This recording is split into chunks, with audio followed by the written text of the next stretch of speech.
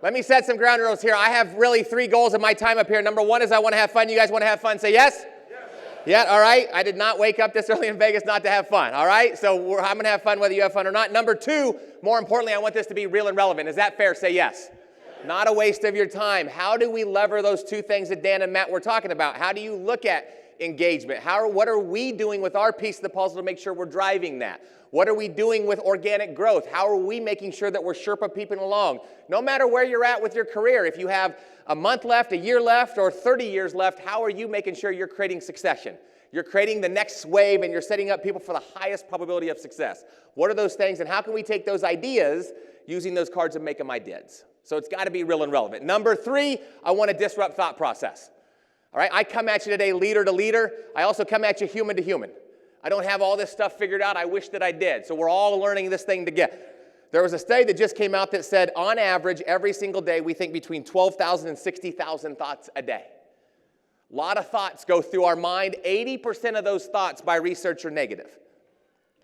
Left to our own accord, most people will go to the negative. Not saying anybody in this room, don't take offense. Most people will go to the negative versus the positive. Here's the other thing. 95% of the thoughts we had yesterday are the same thoughts we have today, which means we are creatures of what? Habit, right? So how are we consciously coming to aware to look at kind of getting out? It's hard to read the label when you're inside your own bottle. So how do we get a chance to take a look at this, get a different perspective, and make sure we're leaving with things that are real and relevant to us? So here's where I want to start, with your partner, all right? If you don't remember who's going first, somebody can just jump in. I'm going to give you about 3 minutes and 18 seconds to have this conversation with your partner. Here's the conversation. In your world right now, with inside of Atwell, of all the different pieces of the puzzle, what's in your scope, here's my question. What are things that are working for you right now? What are some tailwinds that are allowing you to be successful, helping you drive the results that you're asked to drive on a continuous basis? What are some of those things that are working? On the flip side of that, what are some headwinds?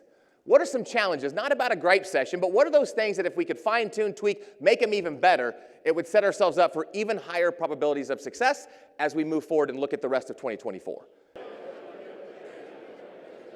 By a show of hands, how many people were impressed with their partner? If my partner didn't raise their hand, I'd be really offended right now. However, if you're not impressed with them, I guess just avoid them the rest of your time here in Las Vegas. All right, let's take, again, another ground rule so you guys kind of know how I operate. I don't do presentations. I don't do talks. I don't do speeches. I used to do a lot of that stuff, but I get really nervous talking in front of groups.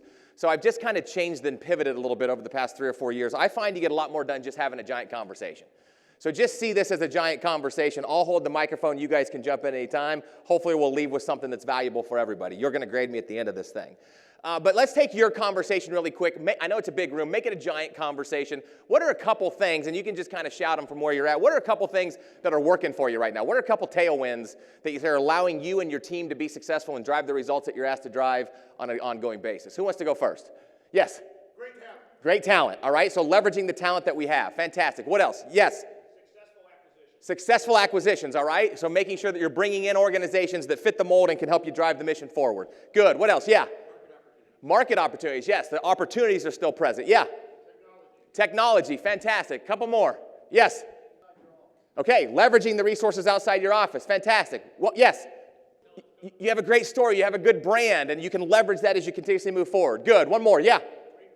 Good teamwork. All right, fantastic. So there's a lot, and we can probably do this for the next hour. There's probably a lot of things going well, right? And it's important that we're leveraging the successes. As a leader, the word leverage should come in your vocabulary every single day, right? How am I leveraging what's around me? How am I leveraging my talent? How am I leveraging the teamwork? How am I leveraging my resources? How am I leveraging the opportunity? What am I doing to leverage to make sure I'm moving in the right direction? Whatever direction that is, that's right for me. All right, what are some, again, not about a gripe session, but what are some tailwinds or some challenges? If we could fine-tune, tweak, change, it would make it even better for you as you continue to try to drive the results that you're asked to drive. Who wants to go? Yes? Engagement of younger staff. Engagement of younger staff. So how are we taking that generation and getting them to engage in a way that's a win-win situation? All right, thanks, Dan. Who else? Yes? Hiring staff, finding the staff. Yes? Okay, so knowing where the resources are and making sure that I'm clear on that as we go. Okay? Yeah, in the back. Okay. So it's a balancing act, right? How do we keep the current members? How do we bring in new members? How are we kind of managing that change as we go forward? Okay? Another hand up. Yes. Okay, transitioning from work at home to work in the office.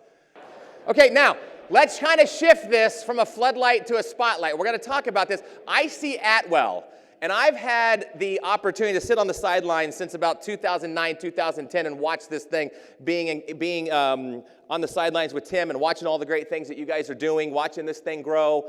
I'm not saying I'm an expert at what you do, but I've had a chance to see this thing where there was 4 offices, I think, at the beginning or something like that. And now there's 48, 50 offices, whatever there is, as you guys continuously go. So I see Atwell as a large puzzle. Okay? And everybody has a piece or pieces to that puzzle. Follow me on this? Just follow me on this. It makes sense in my mind. Hopefully it'll make sense in yours. Okay? And everybody's responsible for their piece of the puzzle in 2 ways. 1, making sure that piece is set up for success, but 2, also making sure that that piece connects to the puzzle. Because without all the pieces, there's not a complete puzzle. You with me on this? So I'm going to challenge you to really look at it from a bifurcated approach in our time together. 1 is my piece of the puzzle, whatever that looks like. And 2, how am I making sure that my piece is connected to the other pieces to make sure we're all moving in a direction and we're all making sure we're not working against each other.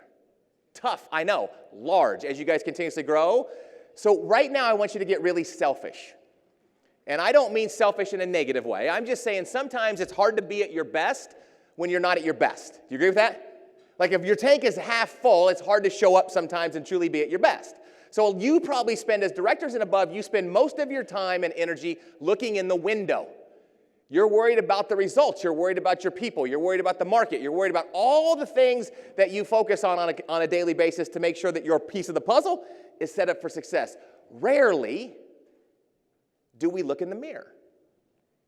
Do we look in the mirror and say, what is it that I need to make sure I'm showing up to be at my best so I can be at my best? So with this time, just getting selfish, looking in the mirror, thinking about where am I?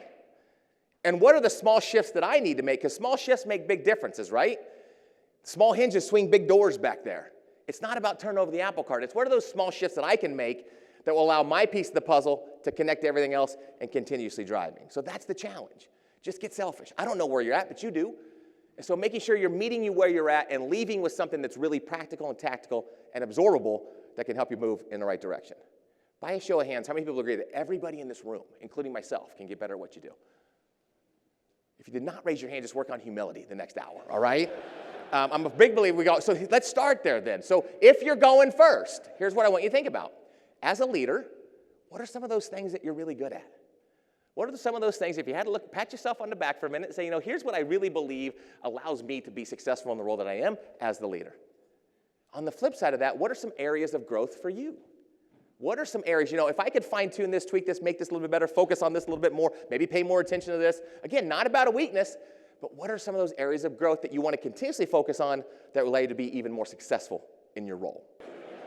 One more time, let's take your conversation and make it a giant conversation really quick. What are some of those strengths that your partner said or that you said they're allowing you to be successful right now in your role as a leader, specifically when you look in the mirror? Yes? Appreciation, all right? So showing appreciation. Who's next? Yes? Open door policy, all right? Being approachable. Who's next? Yes, and yes. Ability to communicate. Good. Yes. Telling people the truth. Being honest with them. Fantastic. Who's next? What are other? Yes. Trusting your staff. Fantastic. Who's next? Training. Good. Training development. A couple more. Okay. Understanding the clients. Understanding the mission. How to interact. Yeah, Tim. Being interested, not interesting. We'll talk about that in just a little bit. Let's flip that. What are some areas of growth or things you want to maybe sharpen a little bit that would make you even better? Even no matter how long you've been in the role, we can all get a little bit better. Who wants to share? Yes? Patience. All right? Practicing patience. Yes? Delegation. Yes? Expressing appreciation. Okay? Yes? Listening. Okay? Yes?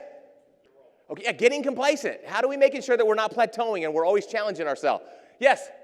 Giving people time, all right? Giving them time. Couple more. Areas of growth. Learning. Let's take some of these themes and build upon them as we go, okay? I have been in the people business for 33 years.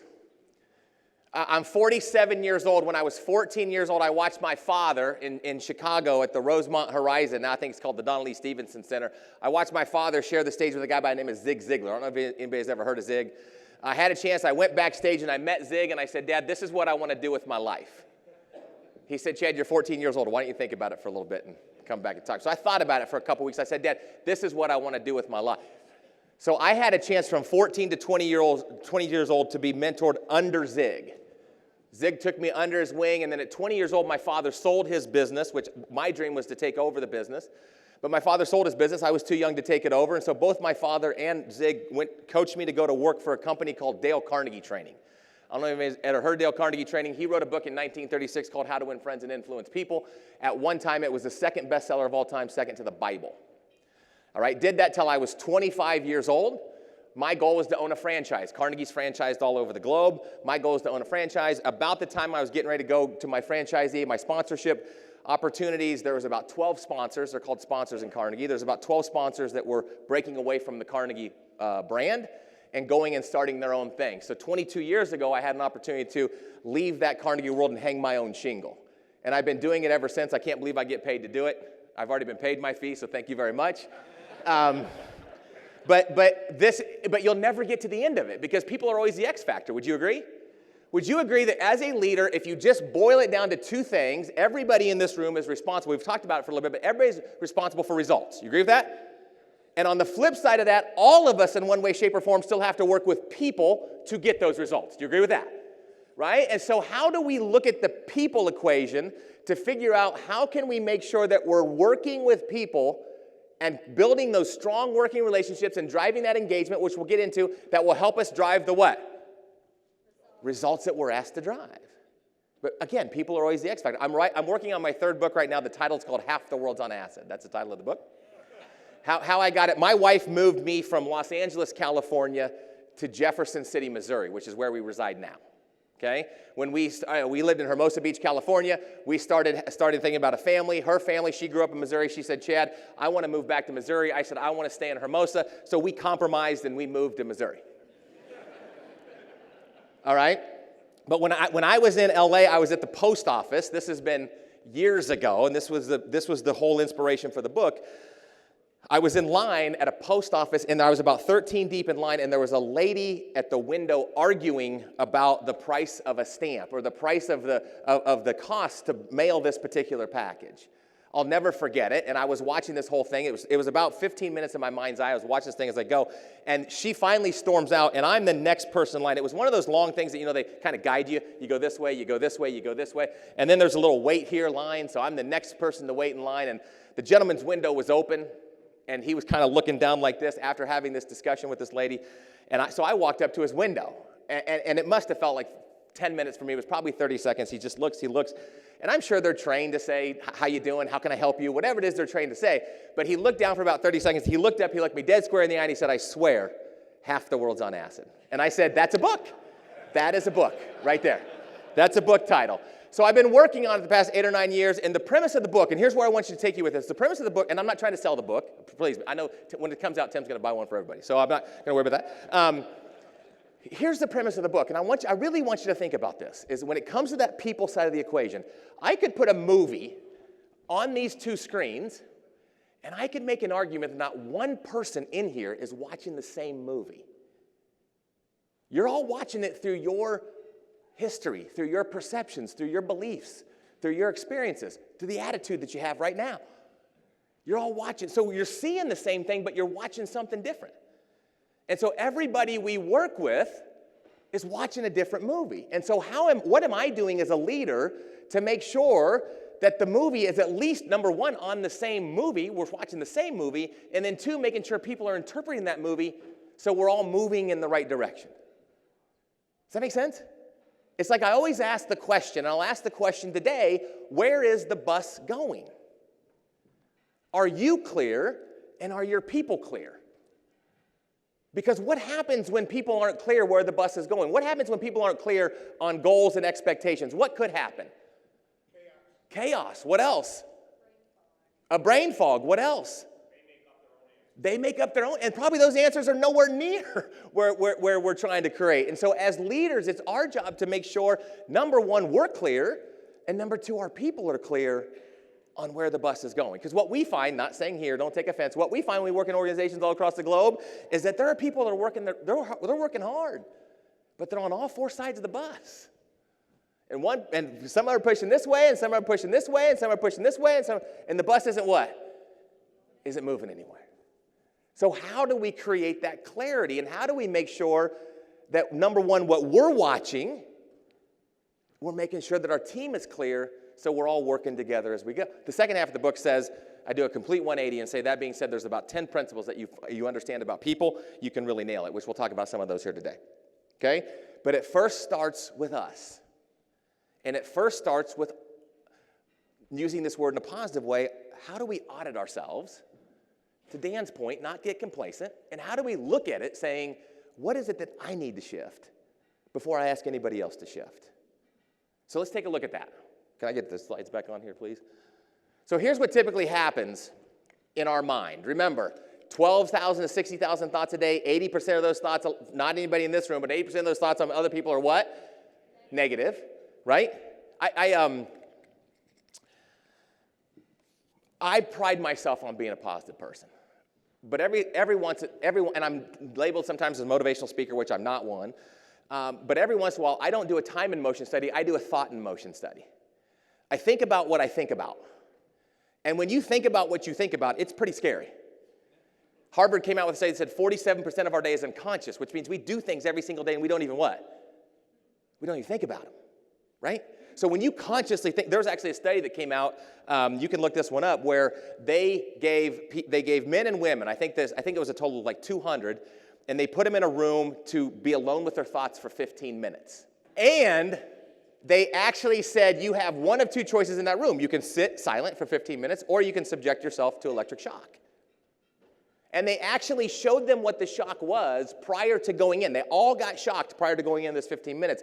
And 100% of the participants said they would pay money to never be shocked at that level again. Then they all put them in a room. 67% of males shocked themselves before 15 minutes. Like 36% of females shocked themselves. So thinking about what we think about isn't always a good proposition, because sometimes it can be scary, right? So begin to do that thought and motion. So the other day I was coming home from the airport, and everybody's tied to one of these things, thinking about where my mind goes. Everybody's tied to one of these things. I called my wife on the way home from the airport, and she didn't answer her phone. My first thought was what? Yeah, she's dead. Something's wrong, right? She's dead. You ever go there? Like, Dan, to your point, you created all these scenarios that have no recollection or not even true to what the situation is. So now I'm thinking, I'm a little concerned. 2 minutes later, I'm 3 minutes into this whole thing. I call her back. She doesn't answer her phone.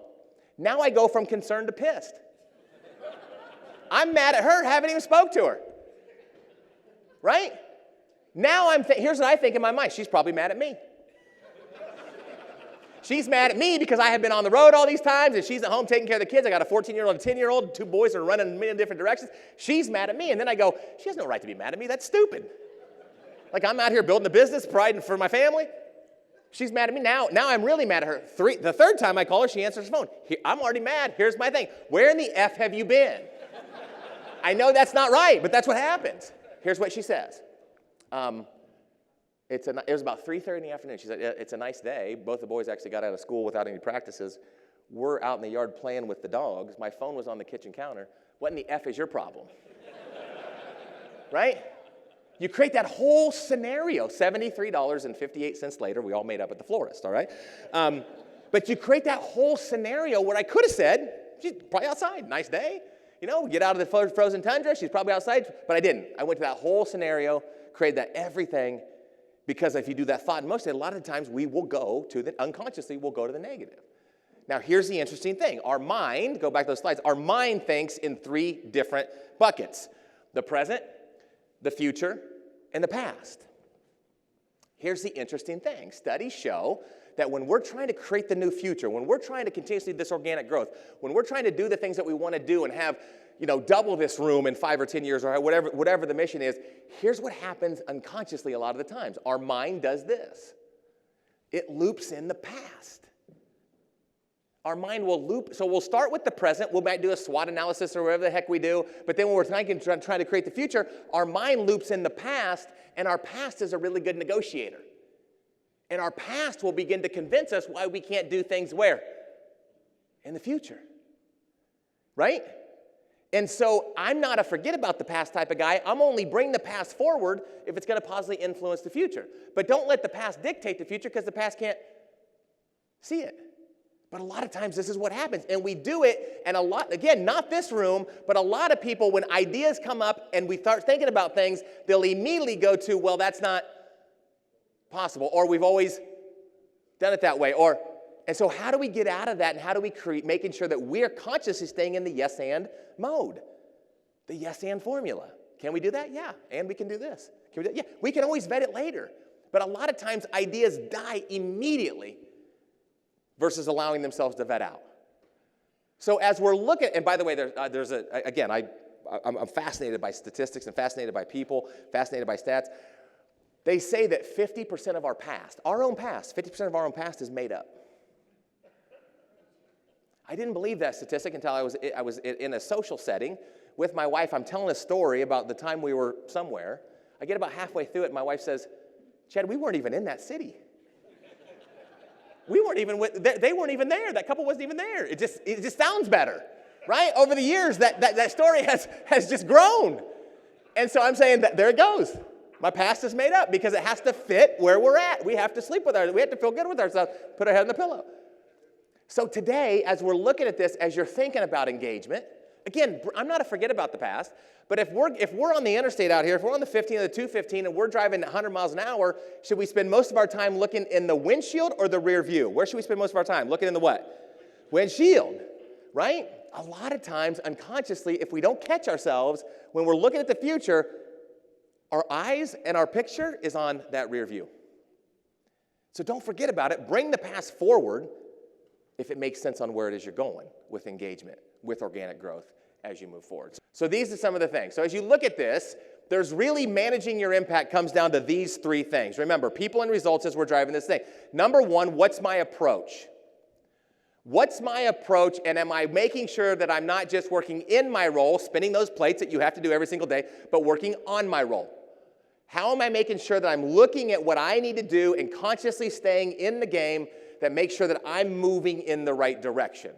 So if you look at your approach, what is it that I'm doing to make sure I'm strategizing with my piece of the puzzle, but also making sure I'm connected to the other piece of the puzzle that makes this giant at-will picture as we go? The next is skill sets. How am I developing? How am I developing my team? How am I developing myself? How am I leveraging my time? How am I delegating? Somebody mentioned delegating. Whatever that might be, what am I doing to make sure I'm maximizing and making sure people are growing in that right direction?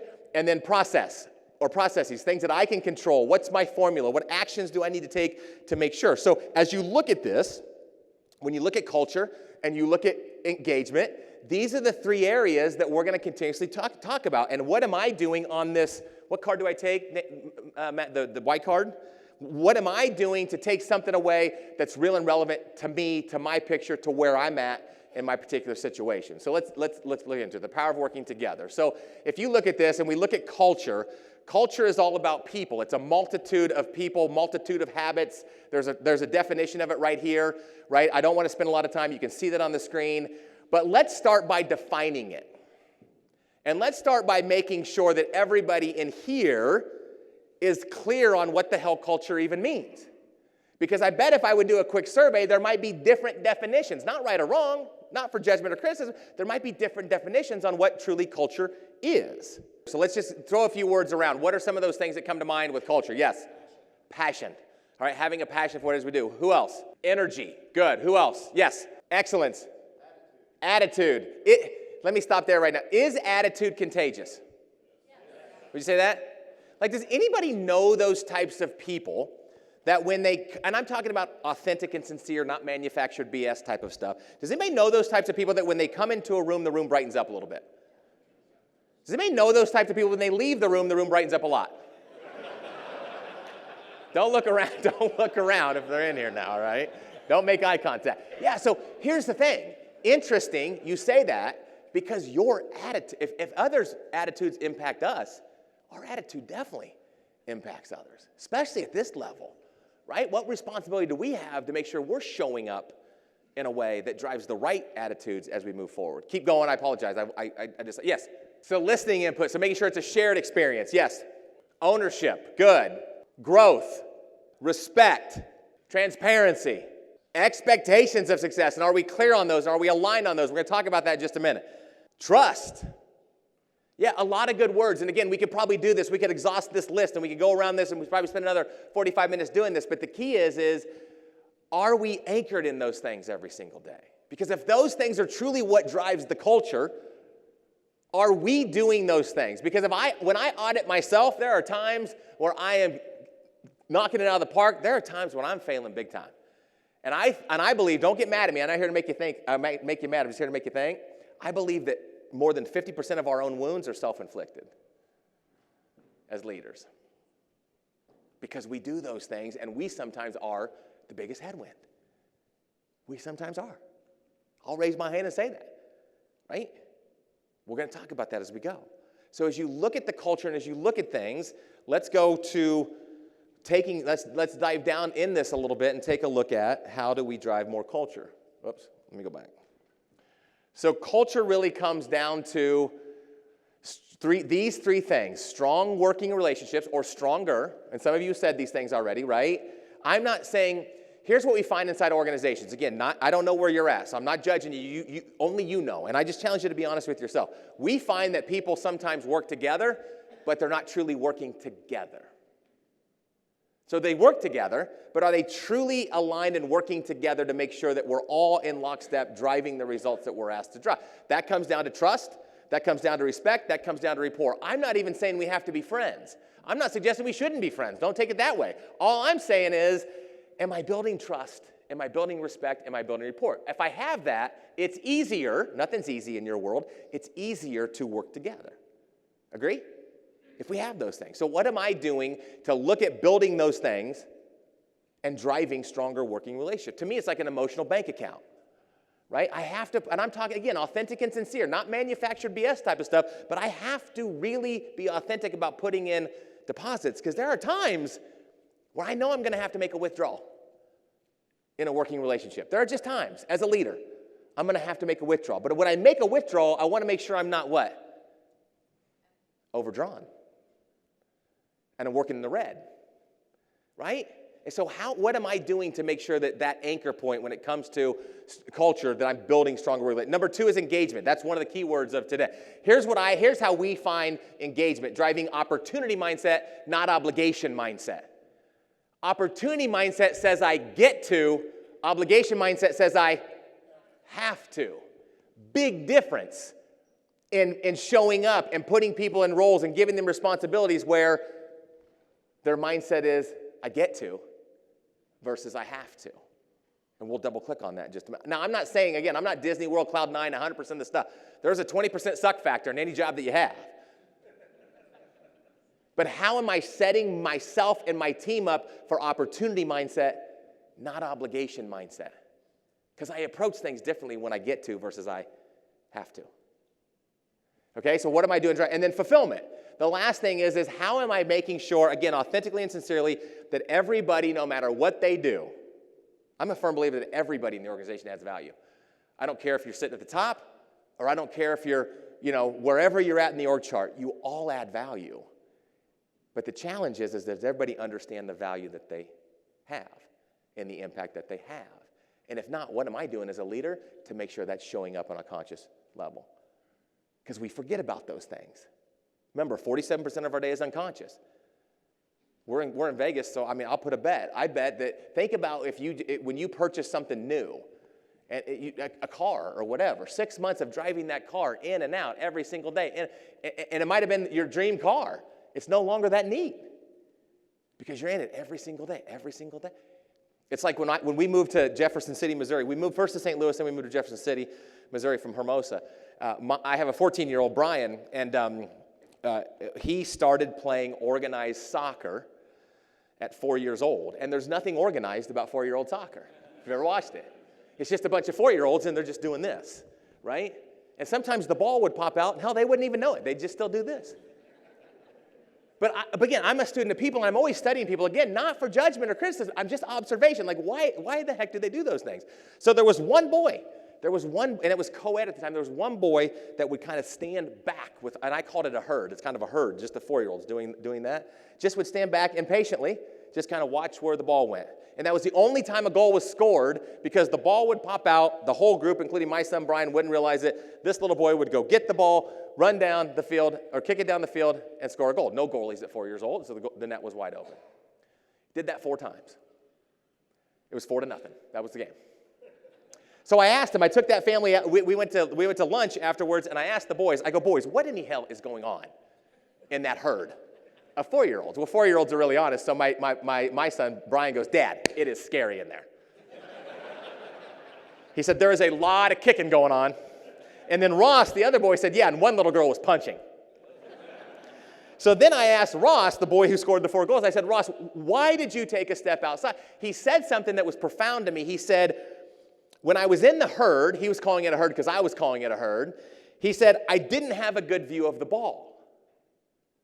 And my dad told me, Josh, who's a buddy of mine, he said, my dad told me that I needed to go score goals, so I needed to know where the ball was. I thought that was pretty insightful for a 4-year-old. As I look at organizations, and again, don't take offense. I'm not here to make you mad. Don't you feel like sometimes it's this? Right? And every once in a while, we got to get it out and get a different perspective to make sure we're focused and doing the things that we need to make sure we're doing that allow us to move in the right direction. And that goes back to understanding how we drive impact and how we drive value. I mean, take a look at this beautiful hotel. The people that clean the restrooms, change the light bulbs, has just as much impact as whoever's sitting at the top. If you come into this hotel and half the light bulbs are out, does it change the brand? If you're in the lobby and the restrooms are dirty, does it change the brand? Yeah. I'm just not convinced that those people cleaning the restrooms understand the impact and the value that they have on the brand of Caesar's Palace. So how are we making sure that we're authentically driving value and impact in our people, and they understand the impact where that drives engagement and drives that opportunity mindset as we go? Those are the questions. How are we doing that? Let's double click on it a little bit. So if you look at strong working relationships, how are we leveraging talent in that trust, respect, and rapport? How many hours in a day? Not a trick question. How many hours? 24. Perfect. How many hours do you have in a day? 24. If you're thinking 24, you're already self-inflicting a wound. Let me explain. I have 500 hours a day to operate. I have 50 people that travel the globe and do all this type of stuff in my organization. On average, we work about 10 hours a day. That's 500 hours that I have to maximize. Am I maximizing them? How many hours do you have? And are you maximizing it? Are you maximizing the hours that you have, or are you thinking in 24? Now, I'm not saying I maximize 500 hours a day. I'm not trying to be I'm just saying that's how many hours I have in my organization. And am I leveraging that time? Or am I trying to spin all the plates myself in the 10 hours or 12 hours or how much hours I spend on a daily basis? How many hours do you have? That's the question. And then what are you doing with those hours to make sure you're maximizing those hours? Some of you in here have a shit ton of hours. Pardon my language. You have a lot of hours. What are you doing to maximize it? How are you helping them grow? How are you driving stronger relationships? How are you creating that? Somebody mentioned out there, sharing the information. How are you creating that shared experience?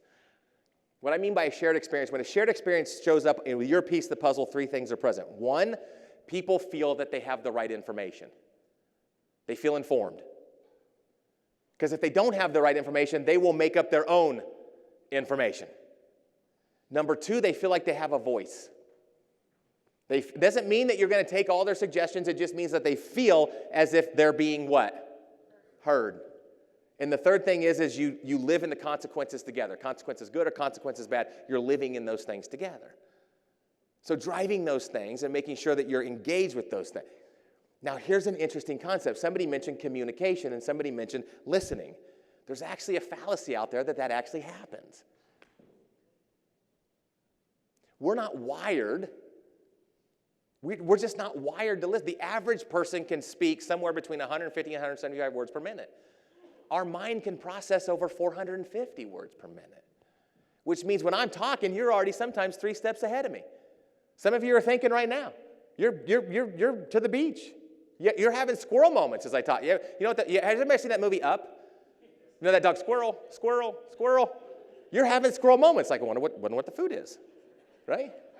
I need to go to the bathroom. Is this guy going to break? What's going on? You're everywhere. But again, it's human nature. You can have those moments and still. Matter of fact, the best way to experience it. The best way to experience this is to experience this. Sorry, I'm going to go off.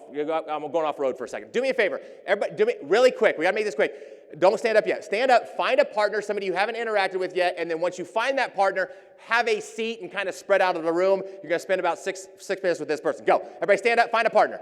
If you're going first, two rules to this really quick. Number 1, you have to be 100% honest. Okay? 100%. Somebody said honesty, right? Honesty, Dan, right? Honesty, even though they don't want to hear it. Have 100% honest. Number 2, you cannot offend your partner. You cannot offend. So no matter how honest I am in front of Tim, he's not going to get offended, all right? Here's the deal. If you're going first, I'm going to give you 75 seconds.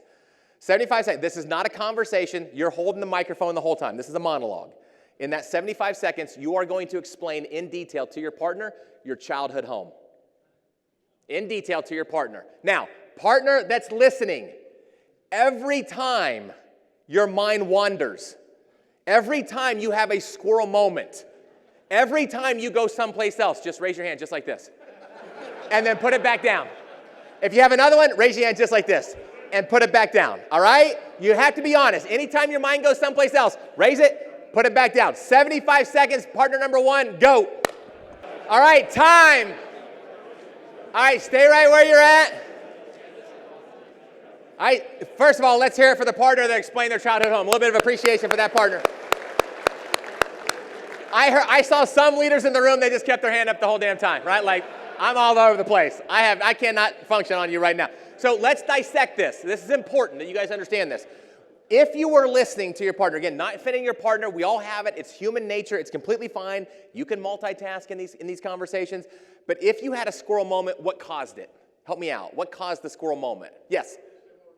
Similar memory, yeah. Your partner was speaking about something, and then you were bringing back a memory out of the files for you. So you're still listening, but now you could potentially be watching the same movie, but seeing something different. Does that make sense? Not right or wrong, that's just what happens. Who else? A pause. Okay, so there's a pause in the conversation. Like, is he going to talk? What the hell's going on here? Like, how much longer do I need to stay and pay attention? Yes. Okay, yes. He's like, what is that damn thing? That's interesting. Can I speak now? Like, you go there. You're still listening, and it's fine, but that's where you're going, right here. So I've never had nobody that had a squirrel moment. About 3 months ago, this lady said, I didn't have any squirrel moments. I go, really? I want to study you. I said, tell me what was going on in your mind that 75 seconds. And she said, I just kept telling myself, don't have a squirrel moment, don't have a squirrel moment. I go, that's a squirrel moment. That's a squirrel moment. You're talking to yourself internally, right? So again, it's hard. It's natural. It's not that we don't have them. It's just realizing consciously how many times they show up in 75 seconds. Again, we could do it. Let's reverse roles. Same thing. Let's go. You got to experience it on the other side. New topic this time. New topic. If you're going second, so leader number 2, you have 75 seconds to describe in detail to your partner your first automobile. Okay? Now, here's the deal. Take it where you want. You can talk about that. You can talk about the car. You can talk about the experiences. Keep them G-rated. All right? But what was that? Again, leader number, if you're listening, raise your hand. Put it back down if you have a squirrel moment. 75 seconds. Go. I'm sure I'm interrupting good conversation. Let's hear it for leader number 2, your partner, on explaining their first automobile. By the way, does anybody in here get too much appreciation? Does anybody ever throughout the day go, stop, I can't handle it anymore, no more? Right? All right. So again, authentic and sincere appreciation when it shows up might have been the same kind of topics, but let's dissect this. If you were listening and you had a squirrel moment, what caused it? Yes. Okay. Yeah, so he maybe moved on, and you're like, no, stay there. Tell me more. I want to know more about that. So you kind of stuck on that thought. Yes. Okay. You're like, oh, how old? What's going on? Okay. Yes. Did anybody have that? When you're talking, you had a squirrel moment. You're like, 75 seconds? How the hell am I going to fill 75 seconds? Like, where am I going to go with this? Right? So we had squirrel moment. One more. What else if you were listening? Yeah. Yeah, you're trying to see it. He can see it clearly because it's his memory, but you're trying to see it as you go, right? Okay, so just stay with your partner for a second. So as we go back to this, pull up those slides. As you look at this, here becomes the question, right? The question becomes, is when we're communicating, are we being clear enough to get past those squirrel moments? When we're communicating our vision, when we're communicating our expectations, when we're communicating our goals, are we working to make sure that people are understanding them, or are they just bypassing them because they're at the beach or they're having a squirrel moment? Is there a difference between hearing and listening? Would you agree with that?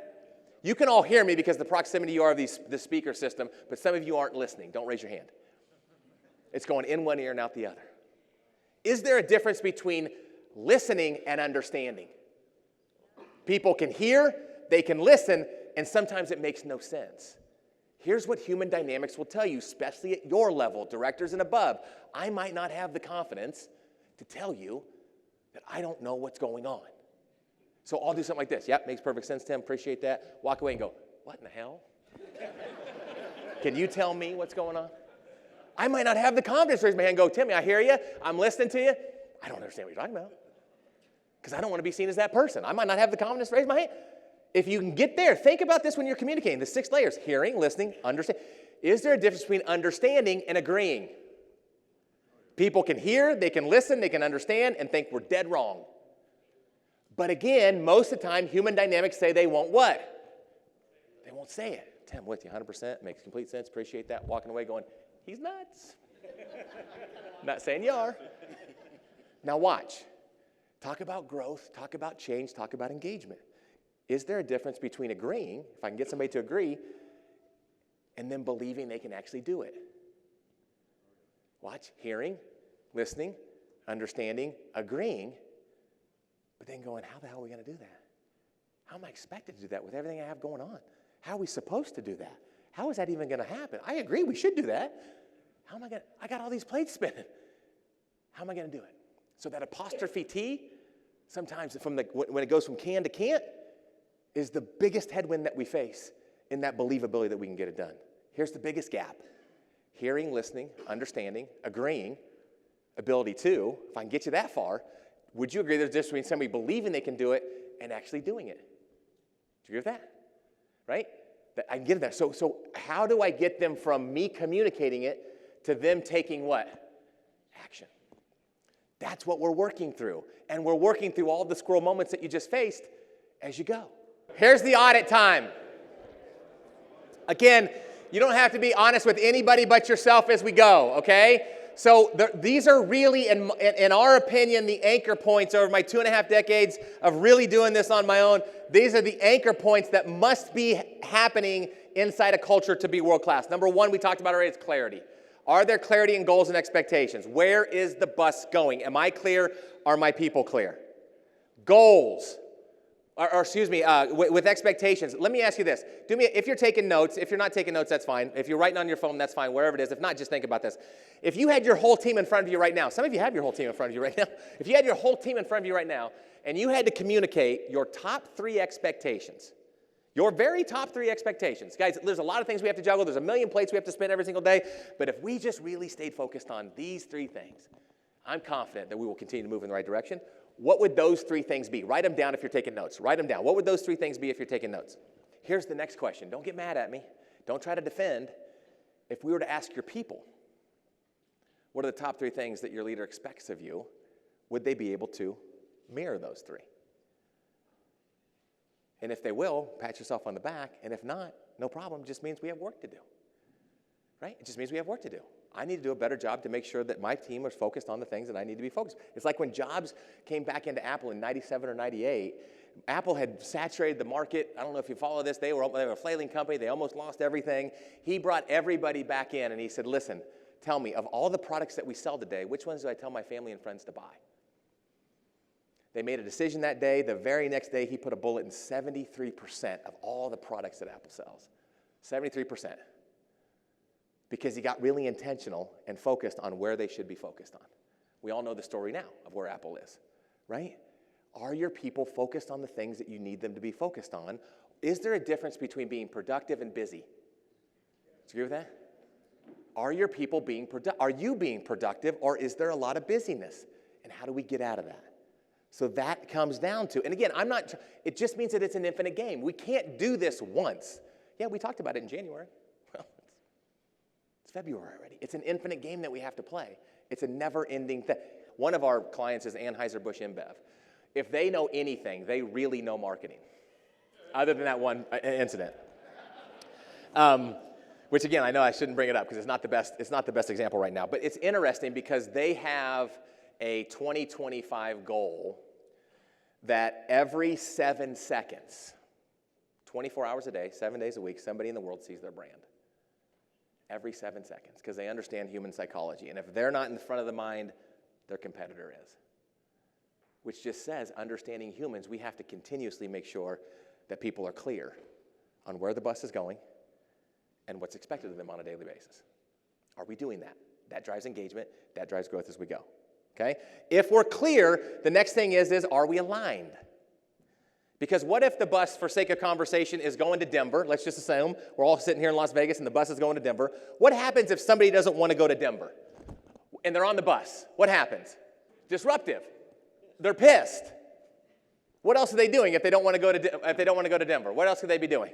Bitching. They could get off the bus. They could be complaining. They could try to get other people. You don't want to go to Denver, do you? This is idiotic. Why are we going to Denver? Right? And they're disrupting everything on the bus as the bus is going to Denver. So if people are clear, the next question is are they aligned? Do they really want to be on there? Because if they don't, again, I'm not trying to say a mass exodus. Don't take this the wrong way. They might be great people. They're just on the wrong what? On the wrong bus. If they want to go to Phoenix, there's another bus. Right? So how are we making sure that our people not only are clear on where the bus is going, but want to be on that bus? In your world right now, you have really 3 types of individuals. You have builders, you have maintainers, and you have departers. Okay? You have people who are building and working side by side with you, and they're your go-to people. You have maintainers who do really, really good work, but they're not necessarily willing to go above and beyond, and that's fine. They'll punch in, they'll punch out, they'll do great work for you. And then you have departers who you want to help out or help out. Right? Most leaders spend too much time with who? Not anybody in here. Most leaders spend too much time with who? The departers. And and by the way, sometimes, not anybody here, don't take offense, sometimes leaders will burn out builders because they always lean on them. And builders, at some point, there's a ceiling. And they'll start thinking, well, what the hell is Chad doing? Right? Why do you keep coming to me? So ultimately, you have to manage those 3 buckets differently. But are we aligned on what it is we're doing to set those people up for success? Departers might not be people you want off your bus either. Departers might be people that are retiring or have something. But how am I making sure if somebody's leaving the organization that all the intellectual capital isn't leaving with them? What succession plan do I have? How do I make sure I'm setting them up for success? How am I setting them up? And how am I setting that next person up? That goes back to all the stuff that Tim's doing, all the stuff that his team is doing, the 90-day onboarding, all the different things. How am I working to set them things up for success? Okay, so clarity and alignment. And then the next one, the P stands for purpose. Again, that goes back to value and impact. And then the communication. Are we continuously communicating this in a way that at least we're watching the same movie? That's the question. I don't have the answer to that. You know it. And what is that you can do to make a small shift to make sure those things are showing up? It's like rules of the game. If I know the rules of the game, I have a better chance of what? Winning it, right? It's like basketball. I cannot run with the ball. It's called traveling. But if they let me run with the ball, I'm going to run with the ball. I'm going to run with it.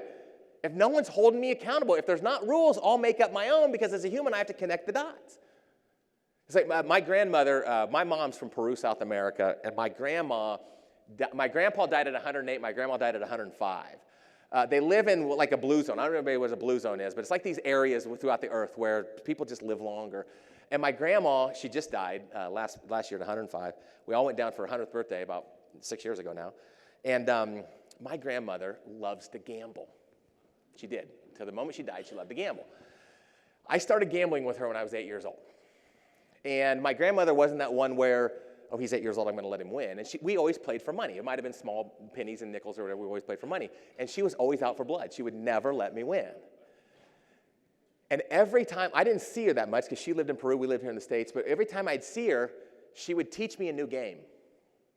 She said, Chad, I have a new game I want to teach you, cards. So we'd start playing it, start getting it. I wouldn't really know the strategy. She would win. She would take all my money. About 45 minutes into this, I started understanding the strategy, winning a few hands. She did this until the day she passed. Every time I played cards, it was the minute I started winning, she goes, I have another game I want to teach you. Because she knew if I didn't understand the rules and didn't understand the strategy, I wasn't set up for success. Here's the question. Are your people set up for success? Are they clear? Are they aligned?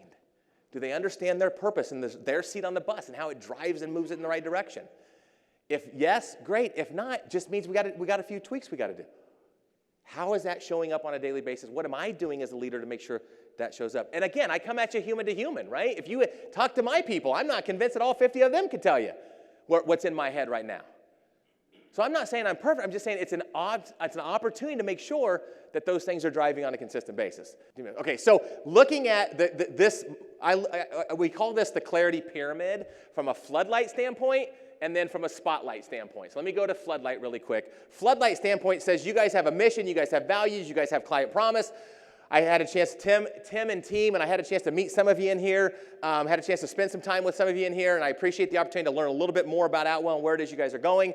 But the question becomes are our divisions, our departments, the three companies that live underneath us, the people that we're acquiring, do they understand how what they do blends and marries into Atwell as a whole? Do they understand their purpose and what drives it as they move forward? Do our teams, does each individual team understand by what they do on a daily basis drives their department, their company, or their division, and drives that into the Atwell? Do our team members understand by what they do and what it impacts and everything that they're doing? Does the person change light bulbs understand the impact that it has on this brand? That's the question. How are we driving that from a global standpoint? How am I making sure you guys are responsible for the 1,700 or whatever it is? How am I making sure that my piece of the puzzle, we're clear? From my teams to other teams to individuals that they really, and I'm helping my leaders, it's not all on your shoulders. We talk about two levels of communication. And again, I know the org chart's different. I know there's a lot of different things. Tim did a good job. Ashley and Lindsay, if they're in here, they did a good job of helping me understand this. But I don't necessarily have to get through the entire org chart. I just have to communicate two levels. And I have to set the expectation that my leaders are communicating two levels and that their leaders are communicating two levels until it gets all the way down and there's clarity in that communication. But do people really understand it? So how do we do it? It has to be driven from the top, but it has to be implemented from the bottom. So we start with the spotlight. Do people really understand? This is more of a hand-to-hand combat. Start at the base of this one.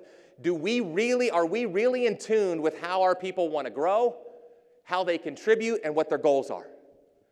Let me do this exercise really quick. This is just for you, selfishly for you right now. If you're writing that, take this piece of paper. 2024, this is just for you, not your team, you specifically. What are some of your areas that you want to grow in this year? You're not going to share this with anybody. This is just for you. What are some of those areas you want to grow in? 1 to 3, no more. If you have more than 5 priorities, you have 0, by the way. Okay, that's just my belief. 1 to 3, what are some of those areas you want to grow in that you can maximize in? In what ways do you really feel, selfishly, brag on yourself for a minute, do you contribute to your team, to Atwell as a whole, or the company that you work? How do you contribute? How do you add value? Take a second and jot that down.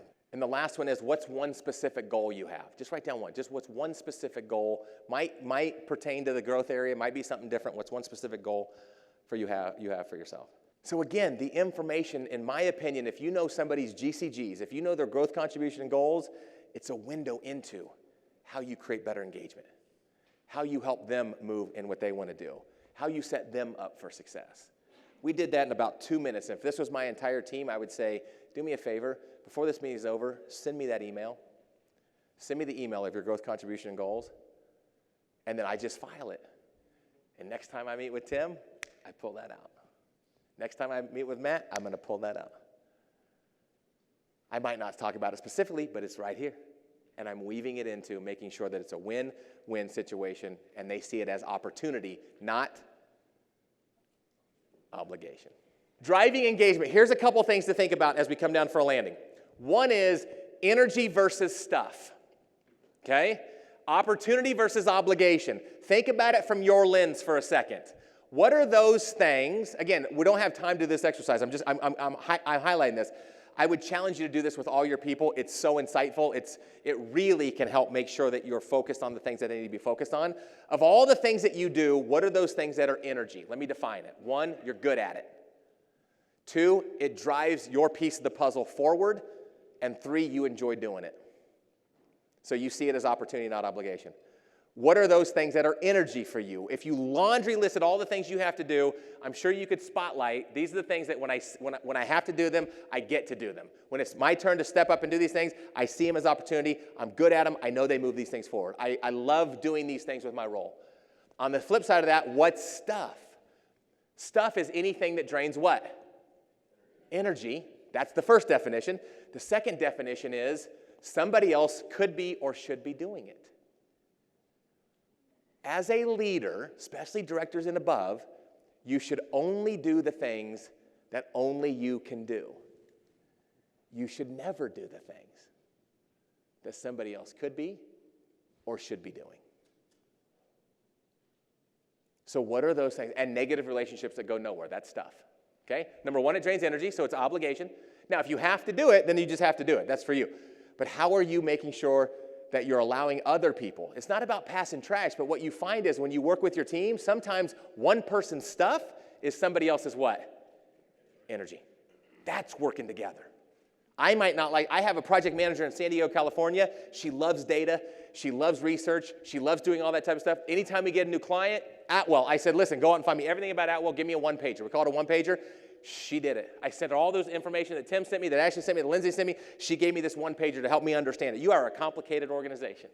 I still don't know if I could, if you put me up into a courtroom, that I could prove to a judge that I know what the hell you guys do.